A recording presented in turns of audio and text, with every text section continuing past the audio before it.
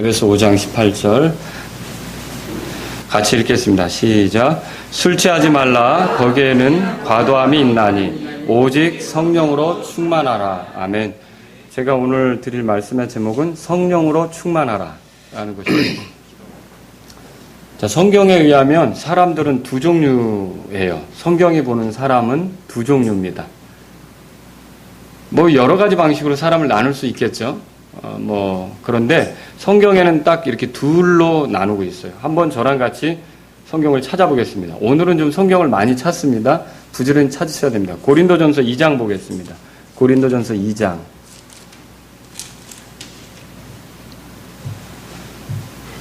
자, 14절, 15절입니다. 14절, 15절. 찾으셨습니까? 네, 같이 읽겠습니다. 시작. 그러나 본성에 속한 사람은 하나님의 영의 것들을 받아들이지 아니하나니 그것들이 그에게는 어리석은 것이니라. 또 그가 그것들을 알 수도 없나니 이는 그것들이 영적으로 분별되기 때문이니라. 오직 영에 속한 사람은 모든 것을 판단하나 그 자신은 아무에게도 판단을 받지 아니하느니라. 아멘. 자, 여기 14절하고 15절에 보면 하나님이 보시는 관점에서 세상에는 사람이 두 종류가 있습니다. 첫 번째는 어떤 부류일까요? 본성에 속한 사람, 잘 말씀하셨어요. 본성에 속한 사람이 있습니다. 그리고 다른 부류는요? 영에 속한 사람, 잘 찾으셨습니다. 세상에는 이 두 부류가 있는 거죠. 그럼 본성에 속한 사람은 어떤 사람이냐? 본성에 속한 사람의 특징을 좀 생각해 봐야겠죠? 자, 14절에 보시면 여러분 거기 보세요. 본성에 속한 사람은 하나님의 영의 것들을 받아들이지 아니하나니 그렇게 돼 있죠. 그럼 이 본성에 속한 사람의 큰 특징은 뭐냐면 하나님께 속한 것들, 쉽게 말하면 영적인 것들에 대해서는 받아들이지 않는 거죠. 본성에 속한 사람들이 그래요. 그래서 왜 받아들이지 않는가? 그게 여기 보니까 그 뒤에 이렇게 써 있어요. 그것들이 그에게는 뭐라고 돼 있죠? 어리석은 것이니라 그렇게 돼 있죠. 그러면 이 사람은요, 하나님께 속한 것을 볼 때 그게 어리석어 보여요. 자, 여러분은 하나님께 속한 것들, 하나님께서 우리에게 주시는 구원자, 하나님께서 우리가 바르게 살도록 허락하시는 말씀, 하나님께서 우리를 위해 허락하신 천국, 하늘나라, 자, 이런 것들을 보면 그게 그런 것들을 쫓고 그런 것들을 따라가는 게 어리석어 보여요. 그게 막 즐거운 일입니까? 즐거운 일입니까? 그러나 이 본성에 속한 사람은 그게 어리석어 보여요. 어리석어 보이는 거죠. 그래서 어때요? 주일에 예배당 가는 것보다 산이나 들로 가는 게 훨씬 낫고요. 그 사람 관점에서는. 그리고 하나님께 감사를 표현하며 드리는 것보다는 자기 자신을 위해 돈을 쓰고 자기 자신을 위해 먹고 마시는데 돈을 쓰는 게 더 훨씬 낫다고 생각되고, 그리고 하나님의 말씀의 기준을 가지고 사는 것보다는 어때요? 자신이 원하는 대로 자신의 느낌대로 사는 것이 훨씬 더 낫다고 생각하는 거죠. 또 어때요? 구원자에 대해서 듣는 거, 구원자에 대해서 소개받는 거, 구원자에 대해서 이렇게 들어보는 것보다는 영화 한 편이나 드라마 한 편을 보는 게 훨씬 더 낫다고 생각하는 거예요. 이게 어떤 사람이라고요? 본성에 속한 사람이죠. 그래서 어때요? 이런 사람들은요, 지옥에 관한 이야기를 그리스도인들이 하게 되면 그거 괜히 기독교인 만들려고 겁주려고 하는 얘기야. 이렇게 나오죠. 천국, 그거 괜히 사람들 현혹시켜서 기독교인 만들게 하려고 꺼내는 얘기야. 그런데 여러분, 저와 여러분들이 성경을 읽고 성령님의 조명을 받으니까 지옥처럼 끔찍한 곳이 없습니다. 그리고 하늘나라처럼 우리를 위해 준비된 좋은 장소가 없다는 것이죠. 여러분, 이런 것들을 우리가 좋아하고 기뻐하고 또 어떤 것들은 반드시 거기는 들어가면 안 되겠다, 이런 그 경각심을 가지고 하나님을 향해 더 가까이 나오게 되지 않습니까? 자, 이거는 성령님께서 일깨우실 때 이런 것들이 가능한데, 본성에 속한 사람은 성령님의 일깨움을 받지 못하니까 이런 게 다 어리석어 보이는 거예요. 괜히 쓸데없는 일을 하는 걸로 보이는 거죠. 그래서 아마 여러분들 중에는 예수님 믿으면서 어떤 사람들이 여러분을 향해서 진짜 재미없게 산다, 혹은 진짜 바보같이 산다, 진짜 저 뭐가 있다고 저렇게 다니나, 이런 말씀 들어보신 적이 있을 겁니다. 그럼 그 사람들이 왜 그렇게 하느냐? 이유는 하나예요. 그들이 아직 하나님의 일들을 받지 않았고요, 본성에 속해 있기 때문이라는 걸 알 필요가 있는 거죠. 그들이 왜 하나님의 것을 알 수 없습니까? 이런 것들은요, 14절 보세요. 영적으로 분별된다고 되어 있죠. 찾으셨습니까? 근데 이 영적으로 분별되는 것인데 성령님을 모시지 않았기 때문에, 그리고 성령님의 도움이 없기 때문에 이런 것들이 깨달아지지 않는 거죠. 사실 아이들도 복음을 얘기해주면 깨달아요. 그런데 박사학위를 가지고 있는 사람이 깨닫지 못하는 경우가 있다는 거죠. 그렇지 않습니까? 또 어떤 할머니가, 많이 배우지 못한 할머니가 들으면 아멘할 진리를 유학 갔다 온 그런 사람이 들어도 깨닫지 못하는 경우도 있다는 거죠. 그렇지 않습니까? 그리고 또 어떤 언어에 재능이 있어서 여러 개의 언어를 통역할 수 있는 사람이 자기 나라 말로 설교를 하는데도 그게 무슨 말인지 이해가 안 되는 경우도 있다는 거죠. 그건 왜 그러는 거예요? 그 사람들이 다 무엇이 문제입니까? 성령님의 인도하심, 성령님의 비추심, 또 성령님이 그 안에 있지 않기 때문에 그런 것들을 깨닫지 못하는 일이 생긴다라고 하는 거죠. 드라마를 보면서 눈물은 펑펑 흘리는데 성경을 보면서는 침을 흘리면서 자는 거죠. 왜 그렇죠? 네, 거기에 성령님의 조명이 없기 때문에. 그 사람이 본성에 속한 사람이에요.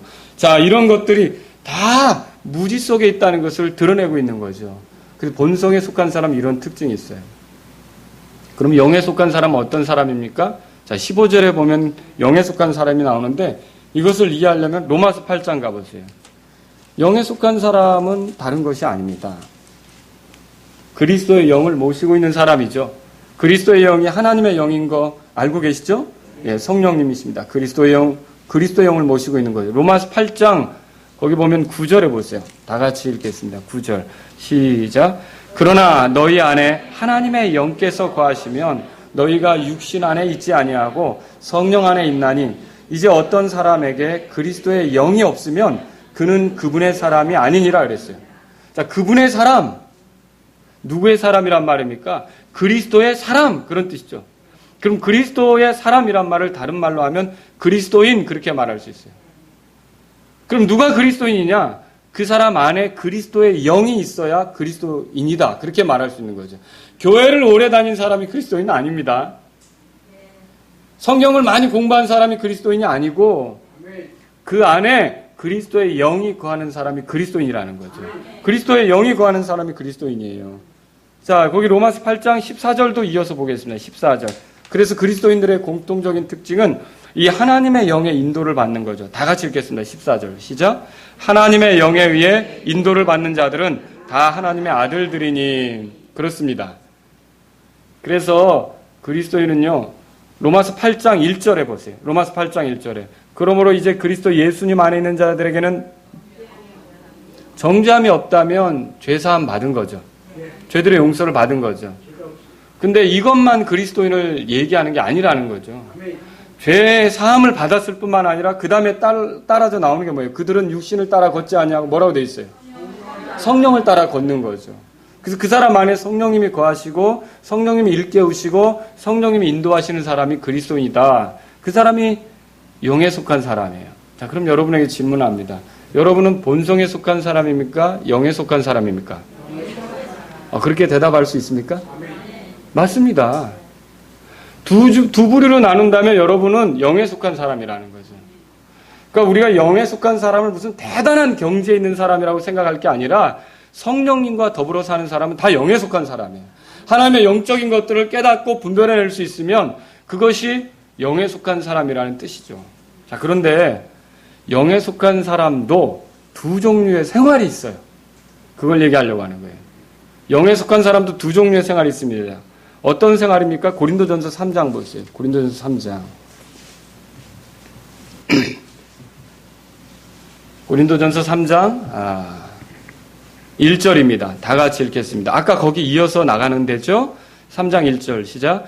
형제들아, 내가 영에 속한 자에게 말하는 것 같이 너희에게 할 수 없어서 육신에게 속한 자, 곧 그리스도 안에 있는 갓난아이들에게 말하는 것 같이 하였노라. 자, 여러분, 이 구절이 시작될 때 형제들아 그렇게 말하고 있어요. 그럼 그리스도인에게 하는 말이에요? 그리스도인이 아닌 사람에게 하는 말이에요? 그리스도인에게 하는 말이죠. 그런데 그리스도인은 본래 다 영에 속한 자예요. 그게 기본이에요. 그리고 그게 정상이라는 거죠. 그런데 어떤 사람은 영에 속한 자이면서도 그런 영에 속한 자처럼 대하기 어려운 정도의 사람이 있다는 거죠. 자, 그런 사람을 여기서 뭐라고 표현했습니까? 육신에 속한 자, 그렇게 표현하고 있죠. 그럼 여기서 말하는 육신에 속한 자는 뭐예요? 구원받은 사람 맞습니까? 예, 구원받은 사람 맞죠. 근데 여기 육신에 속한 자를 다른 말로 또 뭐라고 표현했습니까? 그리스도 안에서 갓난아이들, 이렇게 표현했어요. 갓난아이. 예수님은 믿는데 하나님의 자녀로는 태어났는데 갓난아이라는 거죠. 그럼 갓난아이의 특징이 뭡니까? 갓난아이에게는요, 성숙한 모습이 없습니다. 우리 교회도 갓난아기 있잖아요. 불편하면 곧 짜증내고 다른 이들을 섬기거나 배려할 줄 모릅니다. 그저 자기만 챙겨주면 좋아하고 울음으로 부모를 조정하려고 하죠. 그렇죠? 그래서 주변의 모든 사람이 자기에게 맞추기를 바라는 거예요. 그런 식으로 사는 그리스도인이 있다 이거죠. 그런 식으로 사는 그리스도인을 성경에서 뭐라고 말하는 거예요? 육신에 속한 사람이다. 또 갓난아이는 어떤 특징이 있습니까? 단단한 음식을 못 먹어요. 갓난아이들이 단단한 음식 먹을 수 있습니까? 안 되죠. 이 아이들은 젖을 먹어야 되는 거죠. 똑같아요. 분명히 그리스도인은 그리스도인인데요. 말씀을 취할 때 하나님의 죄 용서, 죄 사함, 은혜, 긍휼 이런 거 있죠. 하나님의 사랑 이런 건 들을 때 너무 좋아해요.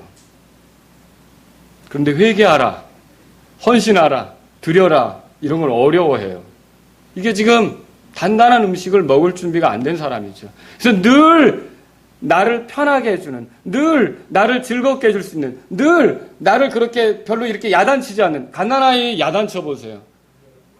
조금만 해도 모르는 것 같죠. 한번 여러분이 주혁이한테 다가서 인상 한번 써보세요. 그 갑자기 아이도 알아요. 이뻐하는 거 알고, 그렇죠? 그래서 갓난아이들의 신앙생활의 그 영적으로 갓난아이들의 특징은 뭐냐면 싫은 소리를 어려워해요.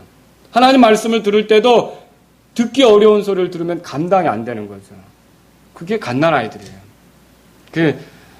구원받았다, 은혜가 넘친다, 긍휼이 있다, 사랑이 하나님 많으시다, 영원하다 이런 거 들으면 좋아하죠. 그게 갓난아이들이에요. 그게 갓난아이들. 갓난아이들은 어떻게 합니까? 여기 3장 1절에 보니까 거기 3장 1절에 곧 그리스도 안에 갓난아이들 그랬는데요. 이 갓난아이들은요.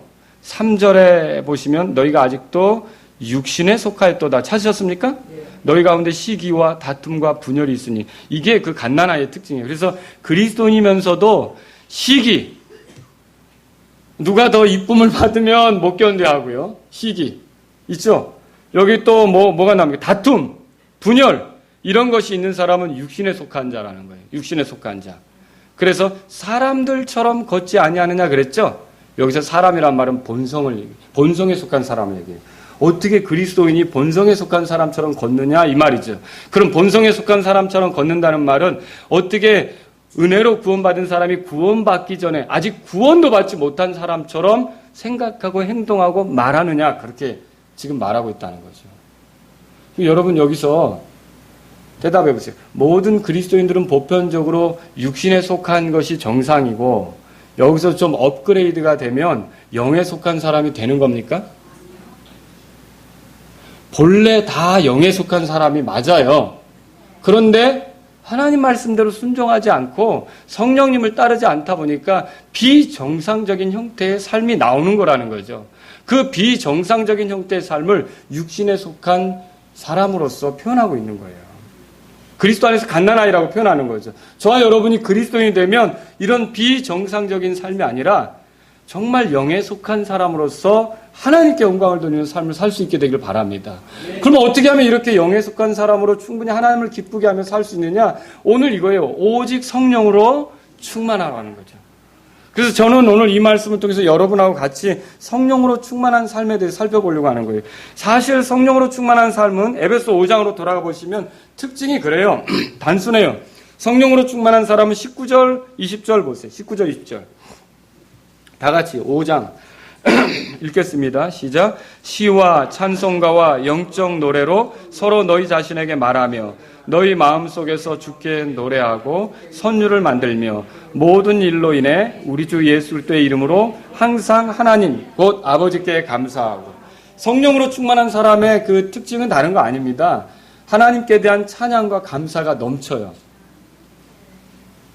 근데 우리 입에서 찬양이 사라지고 감사가 사라지고 불평이 있으며 원망이 생기고 이러고 지금 성령으로 충만한 것을 잃어가고 있는 거죠.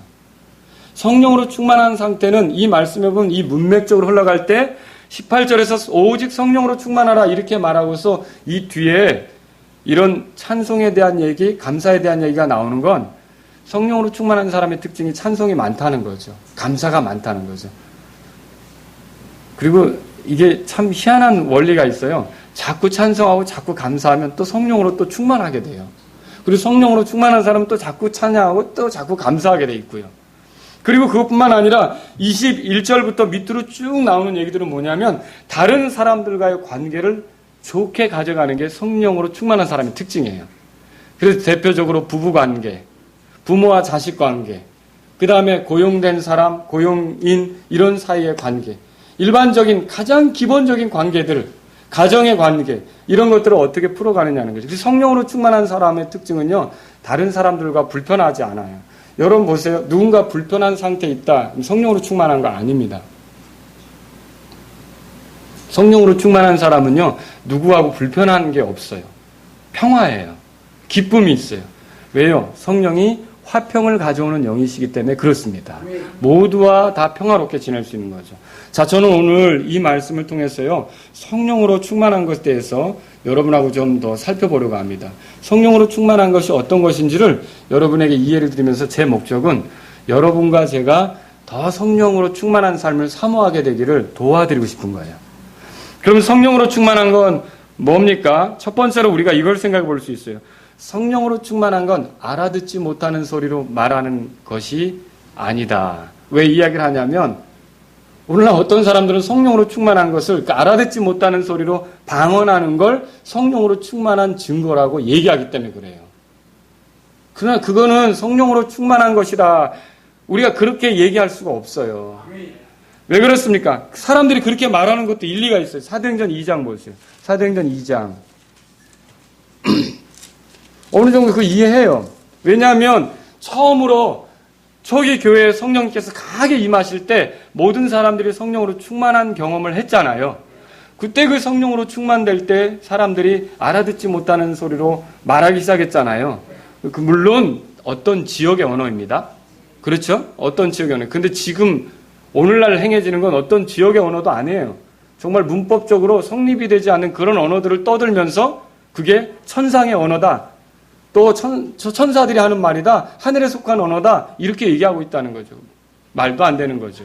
2장 4절 다 같이 보세요. 2장 4절. 같이 읽겠습니다. 시작. 그들이 다 성령님으로 충만하여 성령께서 그들에게 말하게 하시는 대로 다른 언어들로 말하기 시작하더라. 자, 성령으로 충만했던 초대교회 성도들이 다른 언어로 말하기 시작했대요.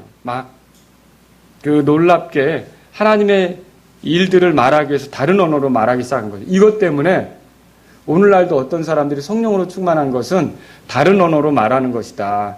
그런데 알아듣지 못하는 소리로 하는 거다. 그래서 방언 받아야 성령 충만이다. 성령 충만한 건 방언 받는 거다. 이런 얘기 들어보셨나요? 이렇게 얘기하는 사람도 있다는 거죠. 그런데 성경을 보세요. 누가복음 4장 보세요. 누가복음 4장. 누가복음 4장 찾아보겠습니다. 예수님께서 침례 받으시고 요르단에서 돌아오셔서 광야로 나아가시죠. 자, 그때 1절 보세요. 1절 4장 1절 다 같이 읽겠습니다. 시작. 예수님께서 성령님으로 충만하여 요르단에서 돌아오시고 성령에게 인도를 받아 광야로 들어가사 그랬어요. 여러분, 예수님께서 성령으로 충만하셨는데 이 예수님의 사역 중에 혹시 알아듣지 못하는 소리로 사람들이 이해하지 못하는 소리로 뭔가 이렇게 떠들었던 그런 그 기록이 성경에 있어요, 없어요? 사복음서를 읽는 중에 혹시 달리다금해도 그게 무슨 뜻인지 다 아는 거 아닙니까? 에바다에도 그게 다 무슨 뜻인지 아는 거 아닙니까? 그게 다 어디 지역에 말을 쓰는 거 아닙니까? 알아듣지 못하는 소리를 예수님 말씀하신 적 있어요, 없어요? 없다는 거죠. 성령 충만하신 예수님조차도 예수님이 지상사역을 하시는 동안 한 번도 누구에겐가 오늘날 어떤 사람들이 얘기하는 식의 그런 방언을 하면서 이게 성령 충만한 증거인 것처럼 제시한 적이 없어요. 또 누가복음 1장으로도 가보세요. 누가복음 1장. 자, 거기에 보면 엘리사벳이라는 여자가 나오죠. 엘리사벳하고 침례자 요한하고의 관계는 뭡니까? 엘리사벳이 침례자 요한을 낳은 엄마죠. 그렇죠? 자, 이 엘리사벳이 임신한 상태에 있었어요. 누구를 임신한 거예요? 그러니까 오랫동안 아기를 못 낳은 여자였는데 침례자 요한을 임신한 거죠. 그런데 마리아가 엘리사벳에게 찾아왔어요. 그랬을 때 엘리사벳이 한 말이 있어요. 자, 1장 거기 찾으셨으면 41절 보세요. 41절. 다 같이 시작. 엘리사벳이 마리아의 문안을 들을 때 아기가 그녀의 태 속에서 뛰노니라. 엘리사벳이 성령님으로 충만하여 큰 소리로 말하여 이르되 내가 여자들 가운데 복이 있으며 내 태의 열매가 복이 있도다. 그러면 엘리사벳이 성령으로 충만해서 갑자기 마리아가 들어오자마자 알아듣지 못하는 소리로 알랄라 쌀랄라 막 이렇게 했느냐는 거죠. 그렇게 하지 않았다는 거죠. 마리아가 충분히 알아들을 수 있는, 마리아에게 복이 될 수 있는 복을 선언했던 거예요. 그 성령으로 충만한 것이 무슨 알아듣지 못하는 소리를 한 게 아니라 여실히 그 마리아가 알아들을 수 있게끔 복을 선언하는, 축복하는 그런 것들을 우리가 여기서 볼 수 있는 거죠. 뿐만 아니라 침례자 요한의 아버지도 있죠. 제사장 이름 뭡니까? 사가랴죠. 사가랴도 요한이 태어난 다음에 성령으로 충만하여 뭔가 말했어요. 한번 찾아보세요. 성경에. 자, 67절입니다. 67절. 다 같이 읽겠습니다. 시작. 그의 아버지 사가랴가 성령님으로 충만하여 대언하여 이르되 68절 주 이스라엘의 하나님을 찬송하리로다. 그분께서 자신의 백성을 돌아보사 구속하시고 쭉 무슨 내용이 나오냐면 사가랴가 성령으로 충만해서 하나님께서 이스라엘 백성을 돌아보셨다는 얘기를 대언으로 선포하는 거예요. 그러면 사가랴가 하는 얘기는 그 당시에 있는 사람들이 알아들었을까요? 못 알아들었을까요? 다 알아듣는 소리예요. 사가랴가 갑자기 성령으로 충만해서 그 모인 사람들에게 아직 알아듣지 못하는 소리를 막 떠들면서 그게 막 영적인 것처럼 그렇게 하지 않았다는 거죠. 그러면 보세요. 성령 충만하면 알아듣지 못하는 소리로 방언하는 거다. 그게 어때요? 그게 일리가 있는 거예요? 아니죠. 오순절날 나타난 사건도 특별히 이 이스라엘 백성에게 증거가 되도록 하기 위해서 이스라엘 백성, 흩어져 사는 이스라엘 백성이 오순절을 지키려고 왔을 때 하나님께서 유대 땅에서 하셨던 일들을 그 자기 백성, 이스라엘 백성에게 알리시고자 놀라운 방법으로 그들의 지역 언어로 알아듣게끔. 그래서 그 사람들이 다 어찌 우리 지역의 언어로 듣느냐 이렇게 한 거였죠. 그죠? 그래서 성령으로 충만하면 알아듣지 못하는 소리로 떠드는 거다. 방언하는 거다. 여러분 그거 아니란 말이죠. 그걸 성령 충만으로 가르치면 안 된다는 것입니다. 두 번째로 여러분에게 드리고 싶은 말씀이 이거예요. 성령으로 충만한 건 가장 그러니까 건강한 영적 상태를 유지하는 것과 같다는 거죠. 그러니까 건강한 영적 상태를 유지하는 게 성령으로 충만한 거예요. 영적으로 건강한 상태는 이제 막 예수님을 믿은 사람은 경험할 수가 없고 좀 오랫동안 연륜이 쌓인 사람들, 신앙생활을 오래 한 사람들만 경험할 수 있습니까? 아니죠. 이제 막 예수님을 믿은 사람도 영적으로 건강을 경험할 수 있습니까? 있습니다. 예, 저도 구원받았을 때 그런 경험을 했어요. 하나님께 감사드리죠. 그러니까 이 그 영적으로 건강한 상태는 보세요. 아이도 꼭 어른이어야 건강합니까? 아이는 건강하지 않습니까? 아이도 몇 개월 된 아이도 건강하게 살아갈 수 있는 거죠. 그렇죠? 그래서 이 영적으로 건강한 상태라고 하는 건 꼭 교회를 오래 다니고 하나님 말씀을 많이 이해하고 또 뭐 이렇게 뭐 기도 생활도 오래 이렇게 막 몇 년씩 이렇게 해가지고 그걸 경험하는 게 아니라는 거죠. 그거 어떻게 알 수 있어요? 사도행전 9장을 펴보세요. 사도행전 9장. 그 예를 하나 들 수 있죠. 여러분 사도 바울 아시죠? 이 사도 바울이 다마스커스로 가던 길에 예수님 만나서 회심하잖아요. 그런데 이 사도 바울이 회심했을 때 예수님은 사도 바울더러 다마스커스로 들어가서 아나니아를 만나라고 하죠. 그리고 아나니아에게는 예수님께서 이제 사도 바울을 만나서 그의 눈을 열어주고 그가 성령으로 충만받도록 그렇게 인도하라고 알려주시죠. 17절 다 같이 읽겠습니다. 17절 시작. 아나니아가 자기 길로 가서 그의 집에 들어가 그에게 안수하며 그에게 이르되 형제 사울아 주 곧 내가 올 때에 길에서 내게 나타나신 예수님께서 나를 보내사 내게 시력을 받게 하시고 성령님으로 충만하게 되도록 하셨느니라 하매. 그러면 사도 바울은 예수님 믿자마자 그러니까 얼마 안 돼서 성령으로 충만케 되는 경험을 한 거예요.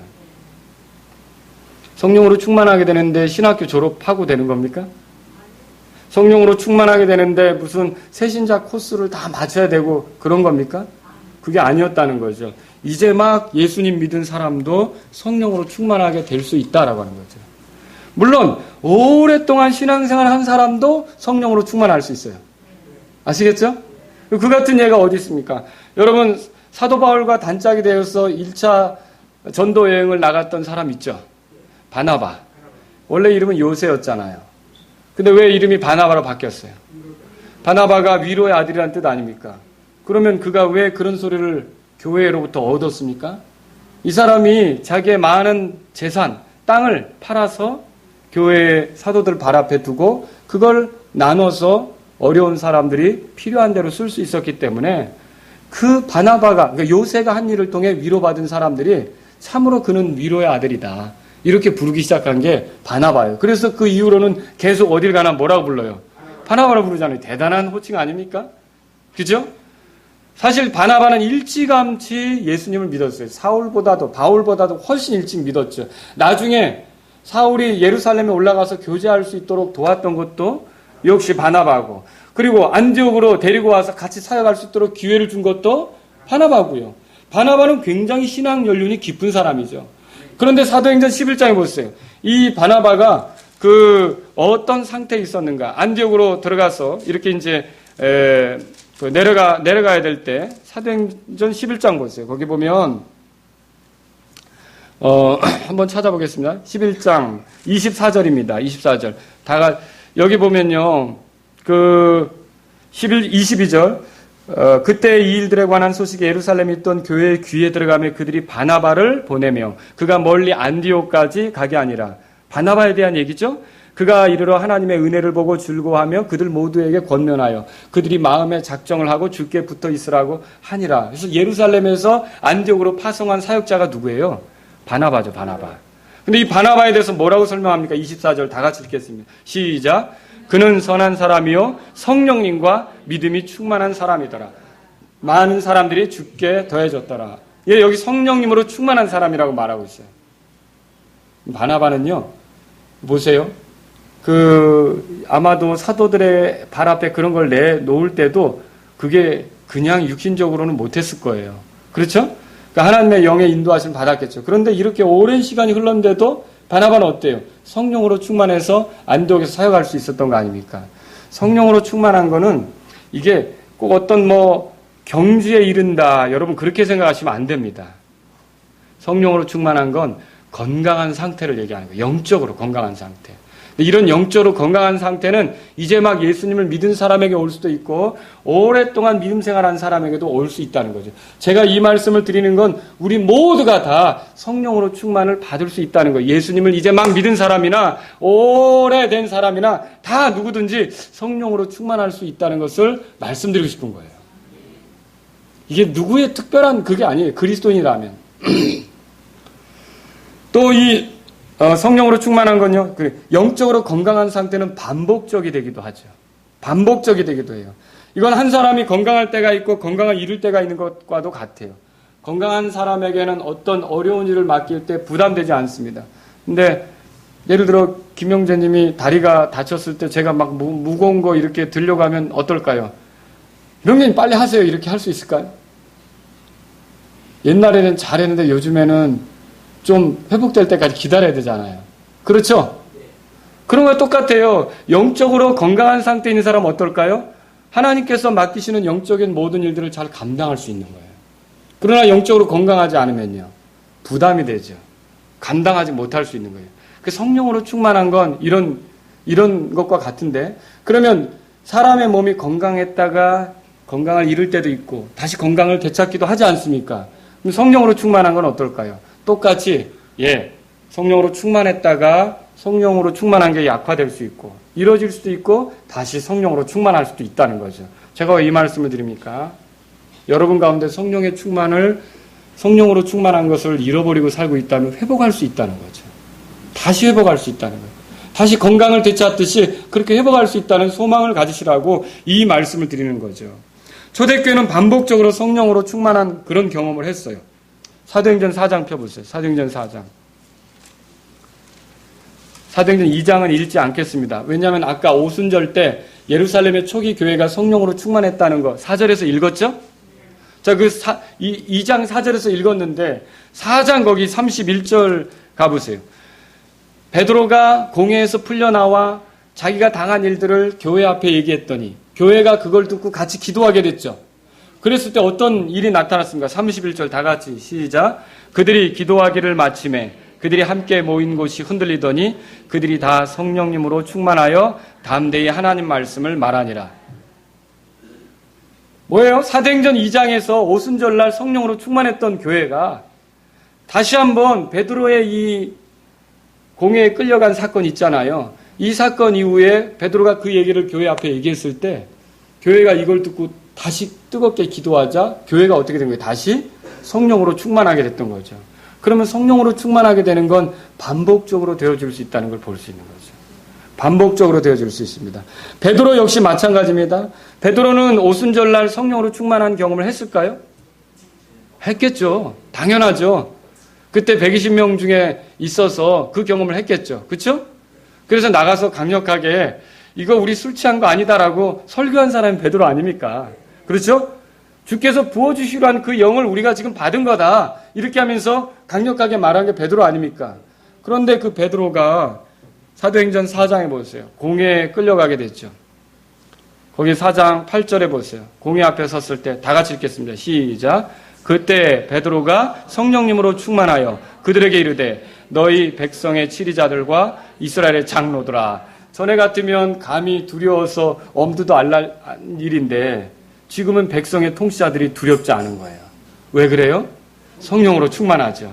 자, 오순절 때 성령으로 충만했는데 또다시 공회 앞에 섰을 때 베드로가 성령으로 충만한 모습을 발견한다는 거죠.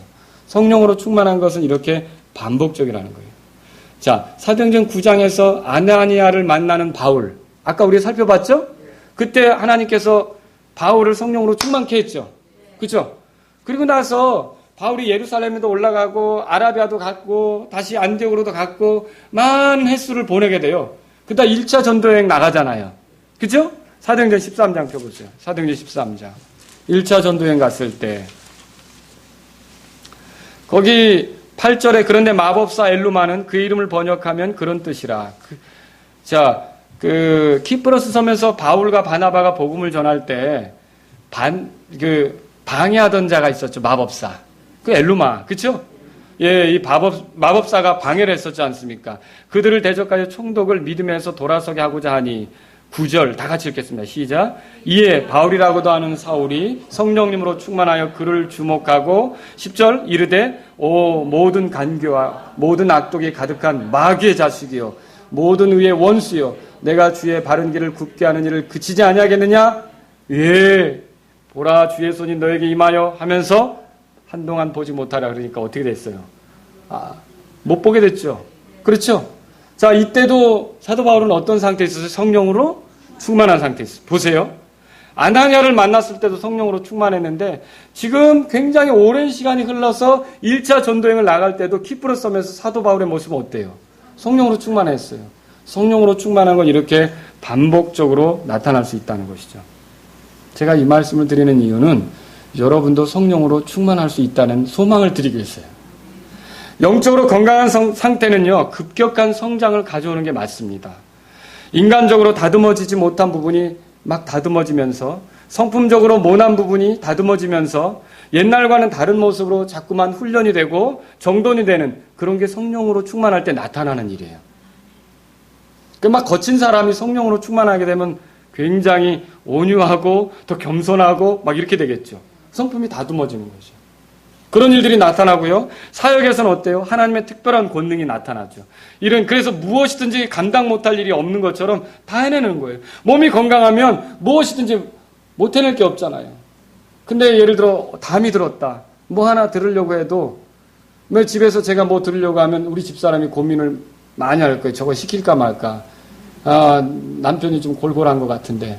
그러면서 고민을 많이 할 거라는 거죠. 근데 제가 건강하다면 어떨까요? 여보, 이거 안 들어주고 뭐해요? 이거 좀 들어줘야지. 이거 도와주세요. 그럴 거 아닙니까? 성령으로 충만한 사람은 무슨 사역을 주님께로부터 부여받든지 부담되지 않습니다. 감당이 되는 거죠. 감당이 되는 거죠. 그러나 여러분과 제가 주의해야 될 게 있어요. 이런 급격한 성장, 그러니까 성령으로 충만함을 통해 급격한 성장을 이루는 것이 어떤 특별한 경지에 이르는 것처럼 생각하지 말라는 거죠. 이 경지는 어떤 것이냐면 완전히 성숙한 경지. 그래서 그리스도인들을요, 상위 레벨에 속한 성령으로 충만한 사람과 하위 레벨에 속한 여전히 육신적인 사람, 이런 식으로 나누는 거 위험합니다.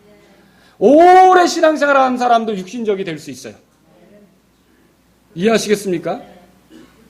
목사도 육신적이 될 수 있는 거예요. 그런데 이제 막 예수님을 믿은 사람도 성령으로 충만할 수 있는 거고요. 그렇죠? 근데 예수님을 지금 막 믿었지만 성령으로 충만하기보다는 육신적인 문제에서 허덕이지 못하고 갈팡질팡하면서 또 겨우 힘들게 교회 나오는 사람도 있을 수 있는 거고요. 그래서 이 성령으로 충만한 걸 무슨 성숙한 경지에 이른 것처럼 여러분이 생각하는 건 옳지 않아요. 급격한 성장을 주는 건 맞아요. 우리 재혁이가 요즘 부쩍 컸어요. 그래서 엄마보다 컸어요. 급격한 성장을 이뤘단 말이죠.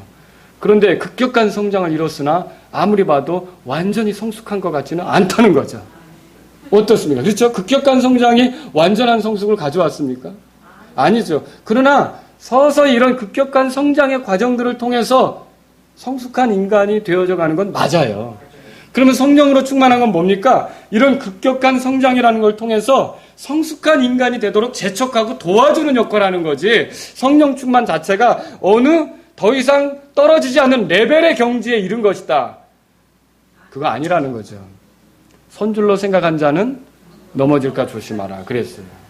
그래서 우리가 여러분과 제가 이 성령으로 충만한 건 내가 더 급격하게 그리스도 안에서 자랄 수 있는 기회구나, 성장할 수 있는 기회구나, 성숙할 수 있는 기회구나, 이렇게 생각하시기 바랍니다. 급격한 성장을 한 그리스도인보다 오랜 시간 꾸준히 말씀을 듣고 기도하고 순종하며 이런 훈련이 된 어떤 사람이 급격한 성장의 경험, 성령으로 충만하진 않았어도 영적으로는 또 어떻게 보면 더 성숙한 사람일 수도 있어요. 이해하시겠습니까? 그런데 성령으로 충만한 건 왜 필요한 거냐면 더 급격한 성장을 통해 자꾸만, 우리의 성장의 최종적인 목표가 뭐죠? 예수님 아닙니까? 예수님을 닮아가는 거 아닙니까? 그런 그 예수님을 닮도록 자꾸만 재촉해 주는 게 성령으로 충만이기 때문에 저와 여러분들이 성령으로 충만해야 된다는 거죠. 예수님 닮기를 원하지 않습니까? 그러면 우리 힘으로 안 돼요. 성령으로 충만해야 되는 거죠. 영적으로 건강한 상태는 또 오랫동안 유지될 수도 있어요. 스데반에 대해서 생각해 봅시다. 사도행전 6장 보세요. 사도행전 6장. 거기 보면 초기에 교회에 7사람을 세울 때 스데반이 거기 들어가 있어요. 여러분 아시죠? 자, 그 사람들의 이름이 5절 거기에 나오는데, 이런 사람들은 어떤 사람이에요? 3절 보니까, 그러므로 형제들아 너희는 너희 가운데 정직하다는 평판이 있고 성령님과 지혜가 충만한 사람 7을 찾아내라 그랬어요. 우리가 이 일을 그들에게 맡기고 그랬어요. 성령으로 충만한 사람을 찾아내라, 그 말이죠. 그렇게 해서 찾아낸 사람이 7명이 5절에 나와요. 그래서 5절 다 같이 읽겠습니다. 시작. 온 무리가 이 말을 기쁘게 여기고 믿음과 성령님이 충만한 사람 스데반과 빌립과 됐어요. 자, 제가 스데반에 대해서 얘기하고 싶은 거예요. 스데반은 이렇게 초기 교회에서 성령님으로 충만한 사람이었는데, 여러분 최초의 순교자가 누굽니까? 스데반 아닙니까? 그런데 스데반은 이렇게 해서 죽을 때까지, 주님 앞에 설 때까지 성령으로 충만했던 걸 볼 수 있어요. 7장 보세요. 7장. 사도행전 7장. 스데반의 설교가 나오고요. 스데반의 연설이 나오죠. 사람들 앞에서. 자, 근데 그가 돌 맞아 죽는 게 54절에서 60절까지 나온단 말이죠. 근데 거기에 55절에 뭐라고 되어 있습니까? 다 같이 읽겠습니다. 시작. 그가 성령님으로 충만하여 똑바로 하늘을 우러러보며 하나님의 영광과 예수님께서 하나님의 오른편에 서 계신 것을 보고, 자, 스데반은 죽는 순간에 성령님으로 충만했어요. 그러니까 어때요? 초기에 일꾼으로 세워지면서 계속 전도자 일을 하고 그러면서 이 죽음이 이를 때까지 스데반은 성령님으로 충만한 것을 볼 수 있다는 거죠. 저와 여러분도요, 성령님으로 충만한 생활을 이렇게 유지해서 지속해서 갈 수 있다는 것을 성경을 통해 발견하게 되는 부분이다라고 하는 거죠. 그래서 여러분이 성령으로 충만한 건 영적으로 건강한 상태에 있는 것이다. 여러분, 몸이 건강해도요, 영적으로는 건강하지 못한 사람이 있을 수 있다는 거죠. 오히려 건강한 몸을 가지고 그리스도인임에도 불구하고 육신적인 일만 추구하며 분주할 수 있다는 거죠. 그런데요, 몸이 아프고 병실에 누워 있어도 성령으로 충만할 수 있다는 걸 알고 계십니까? 이건 몸에 속한 게 아니라 영적인 거기 때문에 몸이 아픈 사람도 성령으로 충만할 수 있다는 거죠. 누구나 다 그리스도인이라면 성령으로 충만할 수 있다는 소망을 가질 필요가 있다는 거죠. 나는 몸이 아프니까 성령으로 충만하기는 택도 없지. 아니라는 거죠. 성령으로 충만한 게 가능하다는 거죠. 세 번째로 드리고 싶은 말씀이 있어요. 그러면 성령으로 충만한 것은 그냥 되지 않는다는 걸 말씀드리고 싶어요. 그것을 위해서는요, 다시 말하면 성령으로 충만하기 위해서는요, 주님과 좋은 관계 속에 있어야 합니다. 생명의 근원이 그분이시고 그분과 내가 좋은 관계에 있을 때 그분으로부터 생명을 얻어 누리게 되면 아주 건강한 상태가 될 수 있는 거죠. 그래서 예수님하고 좋은 상태에 있어야 되는 거죠. 그런데 그 좋은 상태에 있다는 표시 중에 하나가 뭐냐면 사실은 기도예요. 뭐라고요? 기도예요. 기도는 주님과 좋은 관계 속에 있다는 표시예요. 물론 여러분 건성으로 하는 기도를 제가 말하는 게 아닙니다. 그냥 밥 먹기 위해서 그냥 순식간에 빨리 하는 기도나 뭐 있죠, 이런 거 그냥 빨리빨리 그게 아니라 참으로 마음을 쏟아놓고 주님을 구하면서 주님 앞에 은혜를 구하며 나가는 그런 기도에 대해서 얘기하는 거예요. 이런 기도는요, 주님을 신뢰하는 표시예요. 맞습니까? 이런 기도는 주님을 향해 겸손한 표시예요. 이런 기도는 주님 앞에 은혜를 구하는 표시예요. 이런 기도가 있을 때 주님은 그를 더 가까이 하시며 그에게 자신을 드러낼 수 있다는 것이죠. 주님은 자신을 구하는 자에게 성령을 더 주신다 그랬어요. 자신에게 구하는 자에게. 누가복음 11장 보세요. 누가복음 11장. 물론 성령으로 충만하도록 구하는 것도 필요합니다.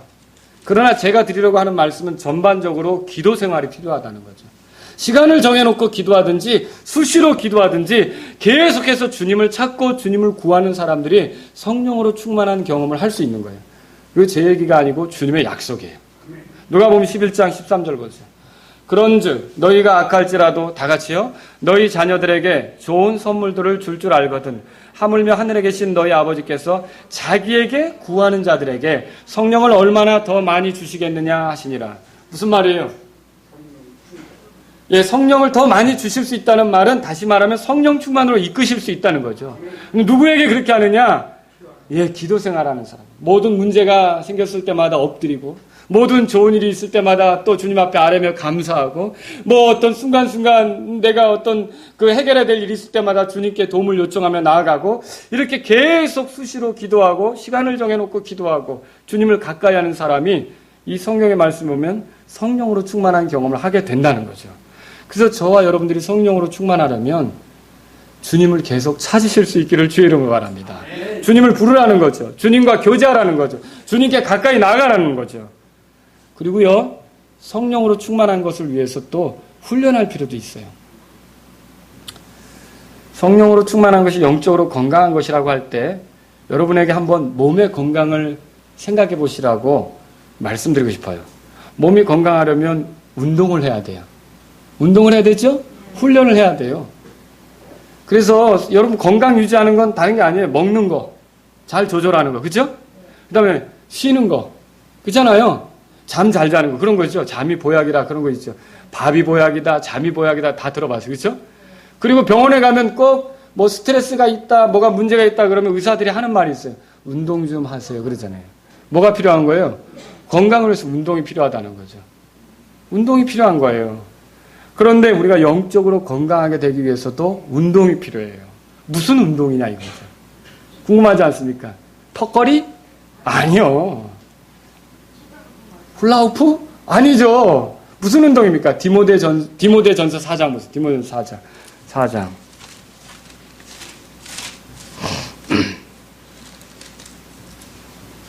7절에 그러나 속되고 늙은 부녀들의 꾸며낸 이야기들을 거부하고 바울이 디모데에게 말합니다. 도리어 뭐라고 되어 있습니까?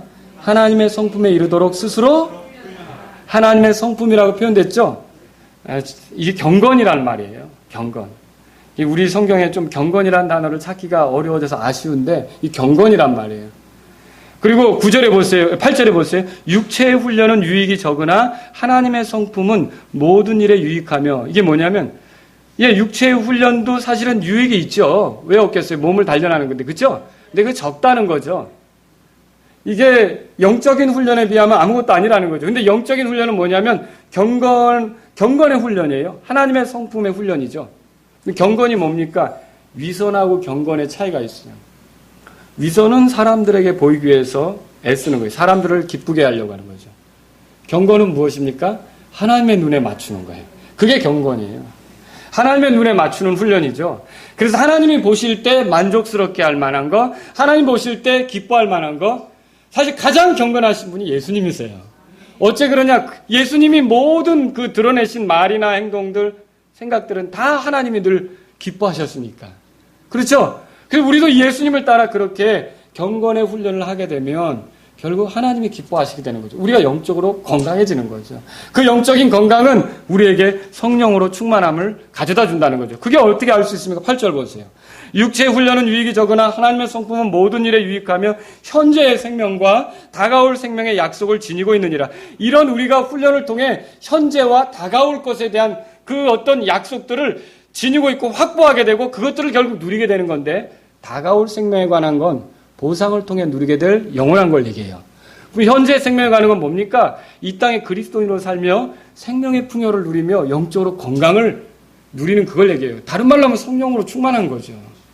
이런 성령으로 충만한 삶은 자꾸만 그리스도께 맞추는 훈련, 하나님께 맞추는 훈련, 경건한 훈련, 사람에게 보기에 좋게 하는 게 아니라 사람에게 보기에 볼 때는 잘하고 사람들이 안 볼 때는 엉망으로 하고 아니라 늘 하나님의 눈앞에 있는 것처럼 행동하는 것이 바로 영적으로 좋은 훈련이라는 걸 믿으시기 바랍니다. 이런 훈련을 할 때 우리가 건강하게 된다는 거죠. 그리고요, 여러분과 제가 성령으로 충만하려면 그것을 위해서 소원이 있어야 돼요. 뭐가 있어야 된다고요? 여러분 정말 성령으로 충만하기를 원하십니까? 그거 생각 안 했는데요, 별로. 그냥 교회 오니까 교회 오는 거고, 그냥 봉사하는 거니까 봉사하고, 그냥 가르치는 거니까 가르치고, 그냥, 그래요. 여러분 성령으로 충만하기를 원하고 있는지 원하지 않는지 돌아보세요. 정말 이번 한 주간 며칠을 보내면서도 내가 성령으로 충만한 것을, 성령으로 충만하게 되는 걸 원하고 있습니까? 만일 원하고 있지 않았다면 오늘 성령으로 충만하게 되기를 소망하시기 바랍니다. 소원하시란 말이죠. 왜 그러냐면요, 이 주님께서 어떤 놀라운 일들을 하실 때 일하시는 방식이 항상 그 사람의 소원과 함께 일하는 법이 있어요. 그렇죠. 그래서 주님은요, 38년 된 병자에게도 다가가셔서 물었어요. 요한복음 5장 6절에 보니까 내가 온전하게 되고자 하느냐. 아니, 그거 모르셔요? 당연히 온전하게 되고자 하죠. 근데 왜 물으시는 거예요? 그 원함을 다시 한번 끄집어내시는 거죠. 또 여러분, 누가복음 18장 41절에 여리고성 앞에서 구걸하던 한 거지가 있었는데 예수님 묻죠. 내가 내게 무엇을 하여 주기를 원하느냐? 아니, 그거 모르세요? 아시죠? 그런데 그 원함을 분명히 입술로 고백하면서 더 듣기를 원하시는, 그의 소원을 분명히 하기를 원하는 거예요. 10명의 나병 환자가 찾아왔을 때 아시죠? 그들이 예수님께 다 같이 말했어요. 예수님이여 선생님이여 우리에게 긍휼을 베푸소서. 누가복음 17장 13절에 써 있어요. 바로 그런 소원, 그런 원함과 함께 일하시는 분이 예수님이시란 말이죠. 여러분과 제가 성령으로 충만하는 그런 삶에 대한 원함도 없는데 성령 충만을 경험한다? 아유. 성령으로 충만한 게 하나님이 주시는 게 맞습니다. 우리가 인위적으로 노력한다고 되는 게 아닙니다. 그러나 하나님이 주시는 그 은혜를 우리가 누려야, 여러분 이렇게 설명할 수 있죠. 내가 건강한 게 다 누구 덕인 것 같아요. 헬스장 오래 다녀가지고 근육 나오고 이래서 내가 운동했기 때문에 건강한 줄로 생각하지만 사실 우리가 깊이 바탕을 들어가 보면 하나님께서 우리의 건강을 결국 붙들어 주시니까 건강한 거 아닙니까? 그럼 모든 게 하나님께로부터 오는 거예요. 근데 하나님께서 그런 은혜를 주셨어도 내가 그걸 누리려면 또 어떻게 해요? 열심히 가서 운동하는 거 아닙니까? 똑같아요. 성령으로 충만한 건 전적으로 하나님께로부터 오는 거고 우리가 만들거나 조작할 수도 없어요. 그러나 하나님께서 주시는 것인데 우리는 그것을 사모하면서 가는 것은 필요하다는 것이죠. 그 원함도 없이 어떻게 그런 것들을 누릴 수 있느냐는 거죠. 오늘 정직하게 돌아보세요. 이 설교를 듣기 전에 여러분은 정말로 지난 며칠간 성령으로 충만한 것을 원했었는가? 원하지 않았었다면 오늘 주님, 제가 성령으로 충만하기를 사모합니다. 이런 마음을 가지실 수 있기를 바랍니다. 왜 그래요? 구하라 그러면 너에게 주실 것이요. 찾으라 그러면 너희가 찾을 것이요. 두드리라 그러면 너에게 열릴 것이니 구하는 자마다 받고 찾는 자는 찾으며 문을 두드리는 자에게 열릴 것이니라 그랬죠. 아무 소원도 없으면 이루어질 수 없다는 거죠.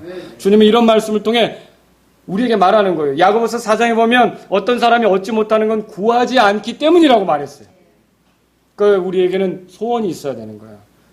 우리가 이 세상에서 좋은 직장을 갖고 싶은 소원도 있고요. 어때요? 그러고 있죠? 합격하고 싶은 소원도 있고요. 많은 소원이 있다는 거죠. 그러나 영적으로 건강하게 살기를 원한다면 성령으로 충만한 소원도 가지실 수 있기를 주의 이름을 바랍니다. 시편 기자는 주님을 묘사하면서 이렇게 썼어요. 시편 21편 보세요. 시편 21편.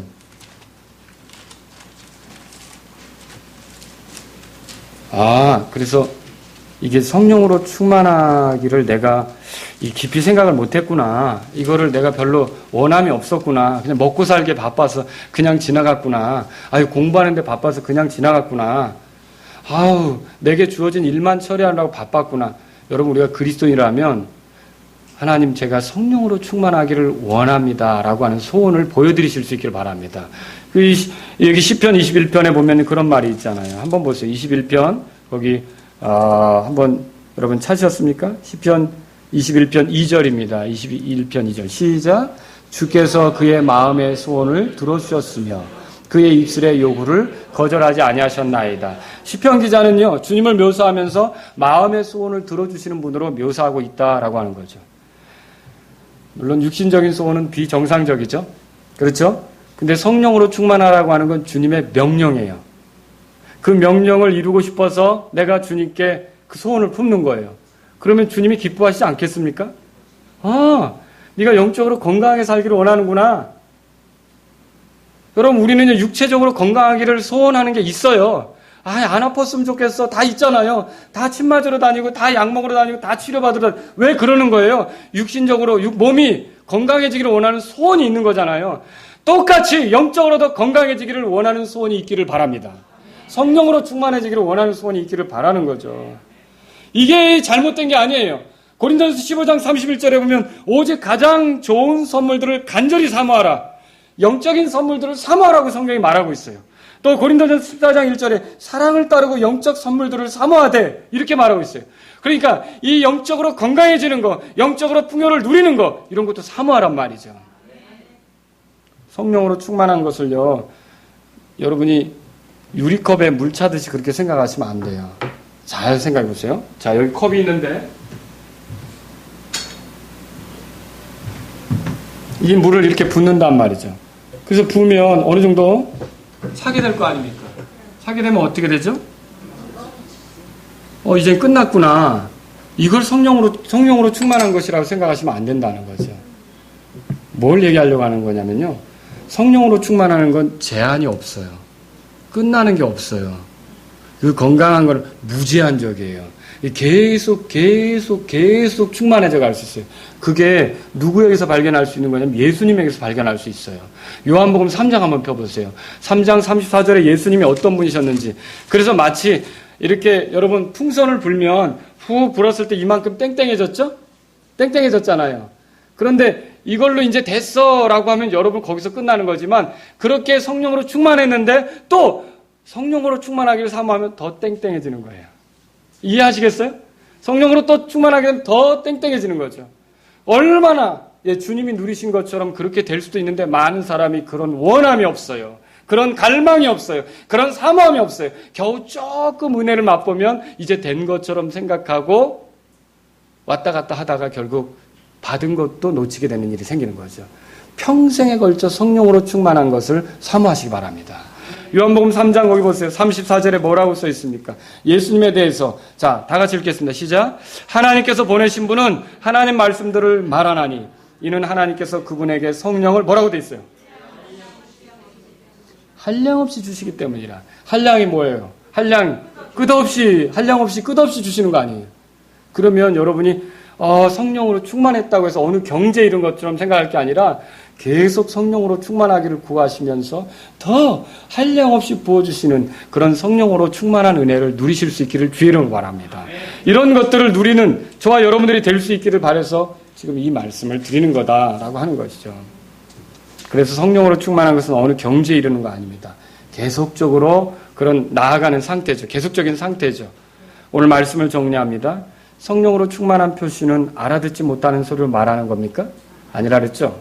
그런데 우리가 그거 하면서 나 성령으로 충만하게 됐다. 아니라는 거죠. 그거. 성령으로 충만한 것은 영적으로 건강한 것입니다. 그것은 그리스도인으로서 급진적으로 성장하게 만듭니다. 그것은 그리스도인에게 반복적으로 나타날 수 있고요. 그것은 그리스도인이 이제 다는 아니다 하더라도 처음 믿을 때 어떤 사람은 경험할 수 있고요.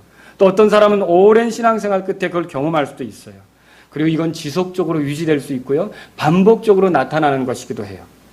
영적으로 성숙하도록 그렇게 가속화를 시키는 것이 성령으로 충만한 거예요. 여러분, 에베소 교회 성도들에게 사도 바울이 원했던 것은 성령으로 충만하라는 거죠. 오늘 주님께서 우리에게 원하는 건 성령으로 충만하라는 겁니다.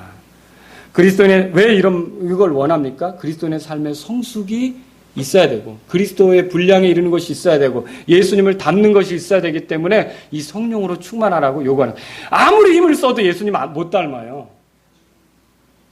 막 무슨 규칙을 정해가지고 해봐도 안 돼요. 저도 그렇게 해본 적이 있어요.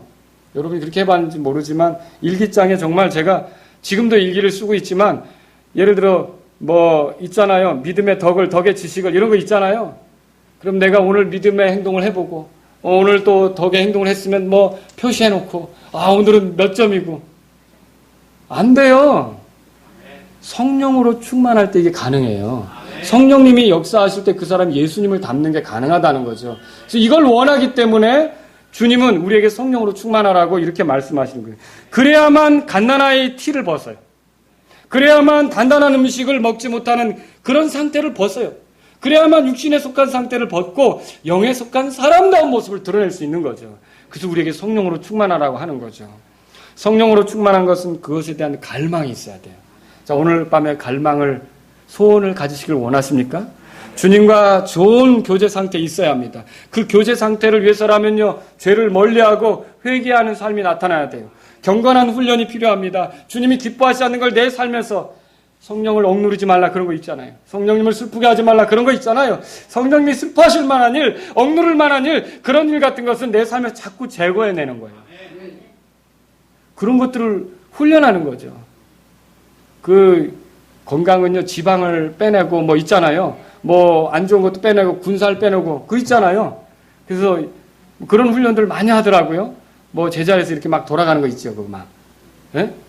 똑같아요. 우리에게 불필요한 것들 있잖아요. 그게 있음으로 해서 성령님이 기뻐하지 않을 만한 것들, 그런 거 괜히 달고 다니면 성령으로 충만한 경험을 할 수 없는 거예요. 그런 것들을 버리면서 겸손하게 주님을 구하고 경건의 훈련을 하게 되면 여러분, 주께서 우리를 돌아보시게 된다는 거죠. 주님을 신뢰하고 겸손하게 은혜를 구하는 그런 기도 생활은 필수예요. 그래서 자꾸 주님하고 얘기하세요. 자꾸 주님하고 가까워지세요. 그게 성령으로 충만한 비결이에요. 육체 훈련에 유익이 있듯이 하나님께 잘 보여드리고자 훈련하는 모든 것들이 결국 다가오는 세상에서뿐만 아니라 이 현 세상에서도 그를 건강하게 살아가도록 만드는 거예요. 이왕 예수님 믿으면 영원한 생명 얻은 거 아닙니까? 이 영원한 생명을 건강하게 드러내면 좋지 않습니까?